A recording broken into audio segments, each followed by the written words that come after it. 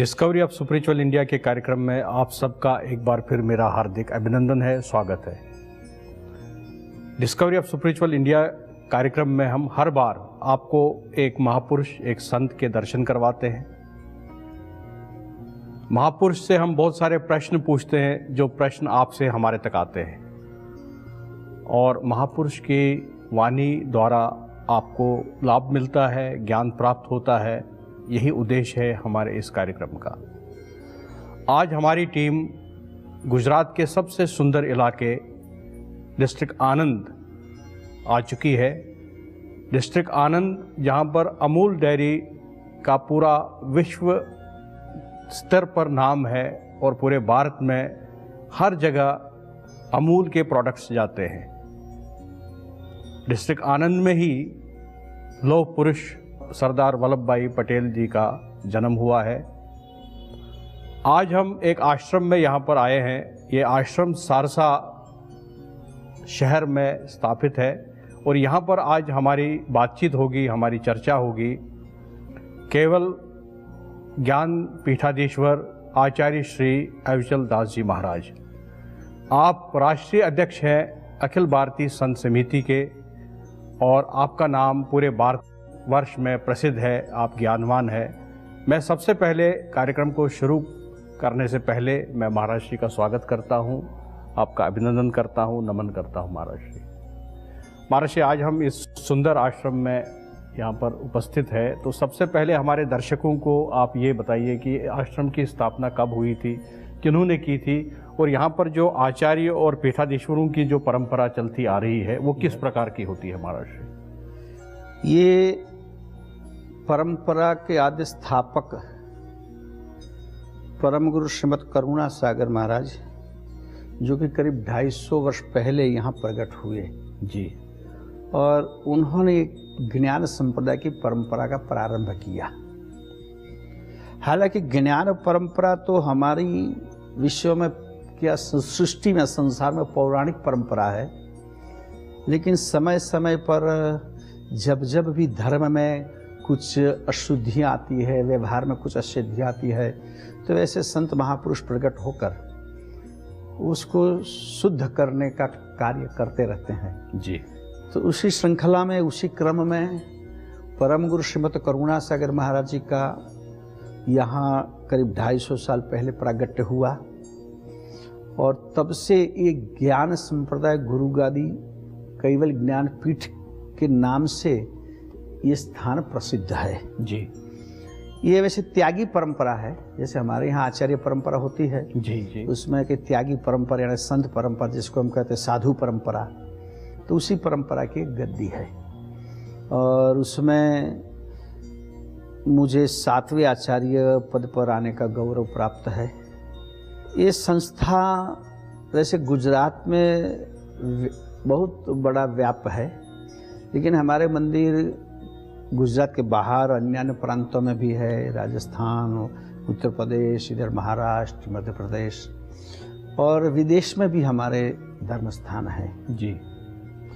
मुख्यतः ज्ञान संप्रदाय का मतलब ऐसा नहीं है कि जिसमें भक्ति का स्थान नहीं है, लेकिन परम गुरु का मुख्य उद्देश्य है कि हम धर्म की साधना क्यों करते हैं उसको बराबर समझें, और हम जो भी क्रिया करते हैं उसका क्या हेतु है, क्या उद्देश्य है, उस बात को स्पष्ट करने के लिए परम गुरु ने करीब 10,000 से भी ज़्यादा चौपाई प्रतिबद्ध, लिपिबद्ध करके अलग अलग ग्रंथों के नाम से प्रकट किया है जी।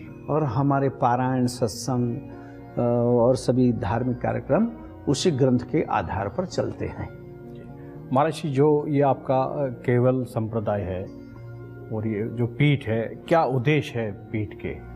जैसे मैंने बताया कि मनुष्य जीवन का तो लक्ष्य है मोक्ष, हमारे सारे शास्त्र कहते हैं, और हमारे शास्त्र क्या, सभी धर्म, बाइबल में भी मैंने एक सेंटेंस पढ़ा है कि मैन ग्रो फॉर गॉड, इसका मतलब कि भगवान ने मनुष्य को भगवान की प्राप्ति के लिए ही बनाया है।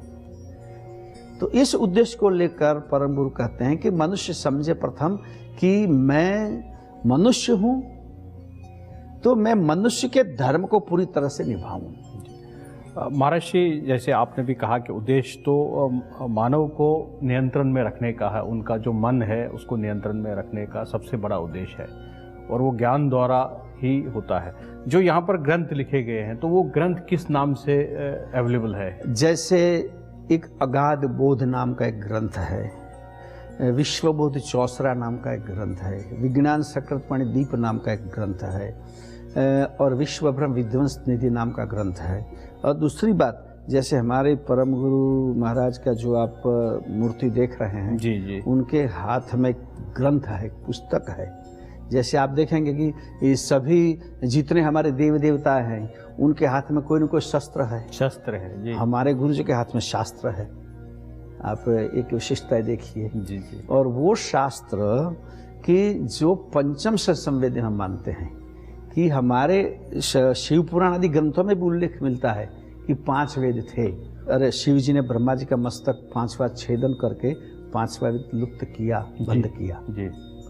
तो ये अलग अलग धर्म ग्रंथ परम गुरु ने हमें दिए हैं मानव कल्याण के लिए। मानव कल्याण के लिए। जो ये किस लैंग्वेज में है महाराष्ट्र? गुजराती में, हिंदी में? नहीं, इसको कहते हैं प्राकृत भाषा। जैसे रामायण प्राकृत भाषा में है। ये बहुत समझने की बात है। दिव्य परम गुरु ने भाषा के बारे में चर्चा की है। उन्होंने कहा मैंने अपनी वाणी संस्कृत में नहीं लिखी, प्राकृत भाषा में लिखी है। ऐसा खुद परम गुरु ने कहा है। मैं संस्कृत भी लिख सकता था, लेकिन प्राकृत इसीलिए कि सामान्य व्यक्ति भी इसको सरलता से समझ सके। जैसे हम देखते हैं कि वाल्मीकि रामायण है, लेकिन तुलसीदास ने जब उसको चौपाईबद्ध किया प्राकृत भाषा में तो और ज़्यादा प्रसिद्ध हुआ। कबीर की वाणी है, तो लोगों को हितोपदेश आदि संस्कृत श्लोक जितने नहीं आते, इतने कबीर की चौपाई आती है जी। नानक जी का भी ज्ञान ऐसे सरल भाषा में है। तो दिव्य परम गुरु ने भी कहा कि मुझे जो कहना है वो सामान्य से सामान्य पढ़ा लिखा व्यक्ति भी उसको समझ सके, इसलिए मैं प्राकृत लोकल भाषा, प्राकृत भाषा में जो हिंदी, गुजराती, पंजाबी सब मिश्रित चौपाई जैसे कबीर की होती है, संत तुलसीदास जी की है, उसी तरह से चौपाई के हिसाब उसमें ये रचना की है सब। तो मेरी विनती है महाराज जी, आप 1-2 चौपाई हमारे दर्शकों को जरा सुनाइए ताकि उनको ये समझ आए कि किस तरीके से चौपाई होती है। जरूर कहेंगे जी। जैसे ज्ञाति जाति के बारे में गुरु जी ने एक चौपाई लिखी है कि ब्राह्मण क्षत्रिय शूद्र वैश्य सौम्य बोले हरिनो अंश, एक ब्रह्म से सकल हुआ ऊंच नीच। ब्राह्मण क्षत्रिय शूद्र वैश्य सौम्य बोले हरिनो अंश, एक ब्रह्म सकल में रहु चैतन्य व्याप सकल में रहु। जैसे हरिजन शूद्र वगैरह सब एक ही है, एक ही ब्रह्म से हुए हैं, तो उसमें न कोई ऊंच है न कोई नीच है। उसी तरह से सेवा के लिए कुछ पंक्तियाँ बनाई है, ऐसे मतलब 10,000 जितनी पंक्तियाँ बनाई है। जैसे एक जगह लिखा है कि सर्जनहार की सकल समृद्धि करी खराबी खई नहीं, तीन को कुछ न करी बंदगी दुष्ट भोले व्या दई नहीं। जैसे कि भगवान का बनाया हुआ ही हम खाते हैं पीते हैं और उसको ही याद हम नहीं करते हैं जी। उसको ही भूल कर हम चलते हैं। तो उसी तरह से दूसरी बात एक लिखी है जैसे उपदेश के कि कर्मी गुरु उपदेशते भव के भरम न जाए, भूले हो जीव कही कल्प के उल्टे रखे हो भुलाई। कहने का मतलब ये है कि हम कर्मकांड ज़्यादा करते हैं कि कर्मकांड से भी ही हमारी मुक्ति हो जाती, लेकिन जो हमें करना चाहिए, जैसे हमने मान लिया कि गंगा जी में स्नान कर लिया तो हमारे पाप धुल गए, पिताजी जो स्वर्गवास हुए तो उनके पीछे हमने कुछ दान किया तो उनका उद्धार हो गया। तो ऐसा विश्वास करके हम अपने जीवन में जो करना चाहिए वो नहीं करते हैं जी। तो उसी तरह की चौपाई का उपदेश परम गुरु ने दिया है। तो हर चौपाई में उन्होंने जो समस्याएं हैं उनका समाधान दिया उनका समाधान किया है। जहाँ भी अंधश्रद्धा है उसका उजागर किया है जी जी। जैसे इन्होंने कहा कि भाई कई लोग हमारी टीका करते हैं कि भाई हमारा वेदांत और हमारा वेद तो एक ईश्वर की मान्यता हमें प्रदान करता है, हमारे शास्त्र भी एक ईश्वर की मान्यता प्रदान करते हैं, लेकिन जैसे आजकल देखते हैं कि कई नए नए देवता, नए नए भगवान, नए नए सब ऐसे लोग। तो इसके पीछे का कारण गुरुजी ने जो दिया है कि हमारी आस्था आध्यात्मिकता पर नहीं लेकिन लालच और भय पर जब निर्भर होने लगी, तब ये सारी जो है लोगों को आलम्बन बढ़ने लगा। एक तो मन में भय, शनि का भय, वो देव का भय, उसका भय, तो इसके मारे कि कुछ पूजा करेंगे। दूसरी बात लालच कि यहाँ जाएंगे तो हमको ये मिल जाएगा, यहाँ लाए जाएंगे तो ये मिल जाएगा। तो ये दोनों को छोड़कर हमें धर्म का अनुसरण करना चाहिए। ये महत्वपूर्ण बात गुरुजी की है। जी गुरुजी, अब यहाँ पर एक प्रश्न आता है। जब हमारे पास में पहले ही, जैसे आपने भी कहा कि पहले ही हमारे पास में शास्त्र थे और बहुत सारे संप्रदाय थे, शास्त्र थे, तो गुरुदेव ने एक नए संप्रदाय की स्थापना क्यों की, किस उद्देश्य से की है, बहुत महत्वपूर्ण आपने प्रश्न किया कि गुरुजी ने वैसे देखा जाए तो नई स्थापना नहीं की है, जिसको हम भूल चुके थे उसको पुनः उन्होंने याद कराया है कि हमारी सैद्धांतिकता एक ब्रह्म द्वितीयो नास्ति, एक ब्रह्म के सिवा कुछ भी नहीं है। हमारी जैसे दयानंद सरस्वती जी ने आर्य समाज की स्थापना करके फिर से वेदों का स्थापना और मूर्ति पूजा का वो किया, तो हमारे गुरु जी ऐसे नहीं कहते कि मूर्ति पूजा बिल्कुल अनावश्यक है, लेकिन धर्म के नाम पर कई कर्मकांड हमारे यहाँ इतने बढ़ गए कि जिसकी वजह से मानव धर्म के नाम पर ही रास्ते से भटक गया। तो उन्होंने नया कुछ नहीं किया, जो हमारा असल धर्म का स्वरूप था उसको पुनः प्रकट करने का पुरुषार्थ किया है। तो क्या ये माना जाए कि जो हमारे वेदांत में, वेदों में जो लिखा गया था, तो गुरुदेव ने वही चीज़ को सरलता से लोगों के सामने में रखा? बिल्कुल एकदम सही कहा जाए, ऐसा ही कहा जा सकता है कि जो शास्त्रों की वजह से हम लोग जो बात को हम नहीं पढ़ पाए या लोग नहीं समझ पाए, और कुछ लोगों ने अपने ढंग से अपने स्वार्थ में कुछ धर्म का मनमाना अर्थ किया। और मैं तो ऐसा कहूँगा कि आजकल जैसे शोषण का ये जो समय पैदा हो गया है कि सब जगह शोषण, राजनीतिक लोग उस तरह शोषण करते हैं, कुछ धनिक लोग शोषण करते हैं, तो कहीं कहीं धर्मभीड़ समाज का शोषण करने लग गया है ऐसे कर्मकांड के माध्यम से कि आप ये रखो इससे ये सिद्ध हो जाएगा, ये रखो तो पैसा नहीं आपको कम होगा, ये रखो तो आपको ये मिल जाएगा, और उसी लालच में लोग दौड़ दौड़ कर रहे हैं। तो पुनः हमारी जो शुद्धि धर्म की कि हम परमात्मा की प्राप्ति के लिए, और हमें जो मिला, जैसे परम गुरु ने चौपाई के आपने कहा से चौपाई लिखी बाप जी ने, तीर्थ व्रत ने जोग जगन जप तप करी मांगतो तहारो तू जो। तू चाहे तीर्थ करता है, व्रत करता है, लेकिन मिलना तो तेरा ही तुझको मिलता है, तेरा ही पुरुषार्थ से तूने प्राप्त होता है। इसलिए तू अपने पर विश्वास कर, अपने पर आत्मबल खड़ा कर और केवल प्रभु प्राप्ति के लिए ही तू भजन कर। और महर्षि, आपने तो बहुत ही एक ऐसा विषय यहाँ पर दर्शाया है जो आज के समय में समस्या है, बहुत बड़ी समस्या बन चुकी है, क्योंकि जो आडंबर और जो दिखावा पूरे भारतवर्ष में देखा जा रहा है। और हमें ये कहने में कोई संकोच नहीं कि इसमें साधु समाज का बहुत बड़ा हाथ है जो भगवा वस्त्र पहन के लोगों को गुमराह करते हैं, उनको दिशा और दशा दोनों उनकी बिगाड़ कर रखे हुए हैं।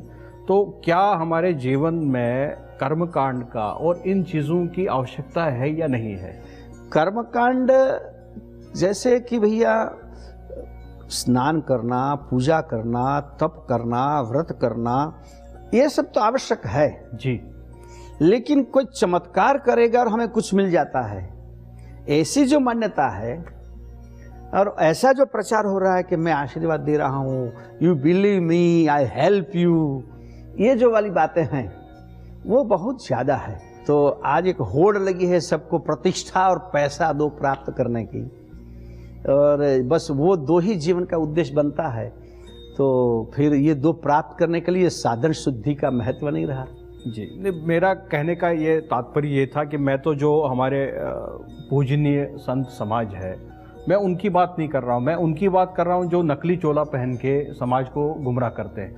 जैसे आपने भी सुना है कि बहुत सारे लोग ये कह रहे हैं कि समोसा खाकर आपका जीवन में परिवर्तन आएगा, आप ये जो है आप इस मंदिर में जाइए तो ऐसा होगा। अंगूठी पहनने से आप करोड़पति बन जाएंगे। तो इस तरीके का जो ये चमत्कार की ये दुनिया बन चुकी है महाराष्ट्र। तो चमत्कार को एक साइड से बोलते हैं नमस्कार है, दूसरे साइड से हम ये कहते हैं कि चमत्कार जो है वो नहीं हो सकता है, ये पॉसिबल नहीं है। जैसे आपने भी कहा, जिसको जितना मिलना है वो तो उसको अपने भाग्य से ही मिलेगा। बिल्कुल। तो चमत्कार को रोकने के लिए महाराष्ट्र क्या करना चाहिए हमें? ऐसा है कि जैसे कहा कि ये समय पब्लिसिटी का है और एडवर्टाइज का है जी। तो कहते हैं कि भाई एडवर्टाइज से मिट्टी भी सोने के भाव बिक सकती है, और अगर एडवर्टाइज नहीं है तो सोना भी पड़ा रहता है जी।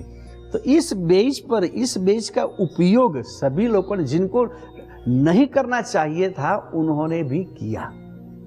और पहले जी मैंने कहा कि लालच और भय ये मूल है, ये मूल है।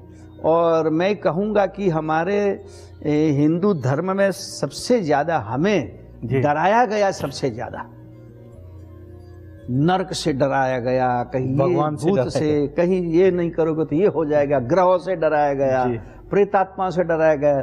उस डर का वो फायदा उठा रहे हैं महाराज। डर का वो फायदा उठा रहे हैं। लालच और भय दोनों बात है, वो दोनों का वो फायदा उठा रहे हैं। इसलिए शुद्ध ज्ञान, परम गुरु ने जिस संप्रदाय की स्थापना की उसका नाम रखा है ज्ञान संप्रदाय।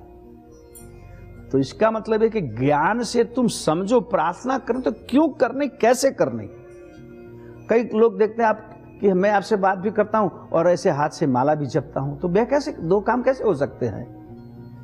तो ये सारी बातें हमें समझनी चाहिए। दूसरी बात यह है कि हिंदू धर्म के लिए परंपराओं पर ध्यान रखना चाहिए। जैसी हमारी संन्यास परंपरा है, वो सभी परंपराएं हैं। तो कि शंकराचार्य, तो शंकराचार्य की परंपरा है, लेकिन आज कोई भी शंकराचार्य बन सकता है, कोई भी जगत गुरु बन सकता है, कोई भी महामंडलेश्वर बन जाता है। 4 फीट टोटल है। हाँ, तो ये परंपराओं का ज्ञान हमें भी नहीं है। बस दाढ़ी बढ़ा ली, बाल बढ़ा लिए, कुछ कपड़े, तो महात्मा हो गए। तो ये सब परंपराओं का अभ्यास हम लोग भी नहीं कराते। हमारा तो काम यही है कि भाई तुम संत का मतलब क्या, साधु का मतलब क्या, महामंडलेश्वर का मतलब क्या, आचार्य का मतलब क्या। नहीं तो हमारे तो कई भगवान भी जिंदे घूम रहे हैं। तो ये परंपरा के ज्ञान के अभाव में ये सारी समस्याएं खड़ी हो रही है। तो पहले सत्र में महाराज जी के साथ में हमने चर्चा की, हमने जाना आश्रम के बारे में, हमने जाना यहाँ के उद्देश्यों के बारे में, हमने जाना गुरुदेव के बारे में, हमने जाना किस तरीके से उन्होंने 10,000 चौपाइयाँ लिखी मानव कल्याण के लिए। महाराज जी ने यह भी कहा कि गुरुदेव ने कोई नई चीज़ नहीं दी है, नए एक संप्रदाय को उन्होंने नहीं शुरू किया। उन्होंने हमें सिर्फ ये ज्ञात कराया कि जो हम भूल चुके थे वेदांता से, वेदों से, उपनिषदों से, उनको सही सही तरीके से लोगों के सामने सरल भाषा में रखा। महाराज जी ने कहा डर और लालच, इसके कारण से पूरा भारतवर्ष इस वक्त जूझ रहा है, और उसके कारण बहुत सारे ऐसे संत महात्मा, ऐसे बहुत सारे लोग जो चमत्कार करना चाहते हैं, इस डर और लालच का वो फायदा उठा के लोगों को गुमराह कर रहे हैं। महाराज जी ने यह भी कहा कि गुरुदेव के हाथ में न कोई शस्त्र है और न कोई तलवार है, सिर्फ उनके हाथ में शास्त्र है। क्योंकि गुरुदेव चाहते थे शास्त्रों के माध्यम से पूरे संसार को ज्ञान मिले, मानव एक मानव बने, उनमें मानवता आए और संस्कार उनके अंदर में जाग जाए।